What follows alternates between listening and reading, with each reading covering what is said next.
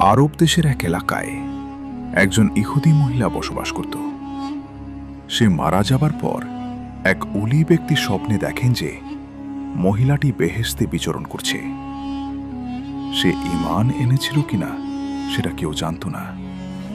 তাই সেই ওলি ব্যক্তি জিজ্ঞেস করলেন, হে মহিলা, তুমি কি করে জান্নাতে স্থান পেলে?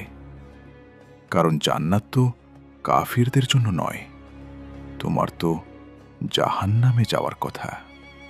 মহিলা বলল, হুজুর, আপনি ঠিকই বলেছেন, তবে একটা ঘটনা ঘটেছিল, সেটা হয়তো আপনার জানা নেই।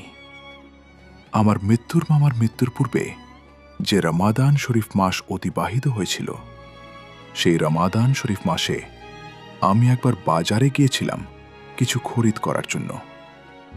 সাথে আমার ছোট একটা ছেলে ছিল, তার বয়স 3 থেকে 4 বছর। আমি কিছু রুটি বিস্কুট খরিদ দিলাম। সে সেখান থেকে রুটি বের করে রাস্তার মধ্যে প্রকাশ্যে খাওয়া শুরু করল। আমি দেখে সঙ্গে সঙ্গে তাকে একটা থাপ্পড় দিয়ে বললাম, তুমি কি করছো? রমাদান মাস, এ সময় তুমি প্রকাশ্যে খাবার খাচ্ছ?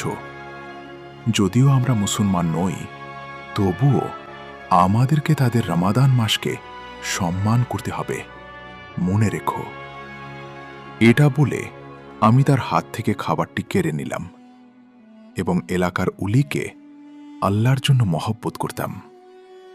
মহান আল্লাহ পাক, তিনি এই আমলের বদৌলতে আমাকে মৃত্যুর পূর্বেই ঈমান নসিব করলেন, যার কারণে আজকে আমি জাহান্নামে না গিয়ে জান্নাতে এসেছি।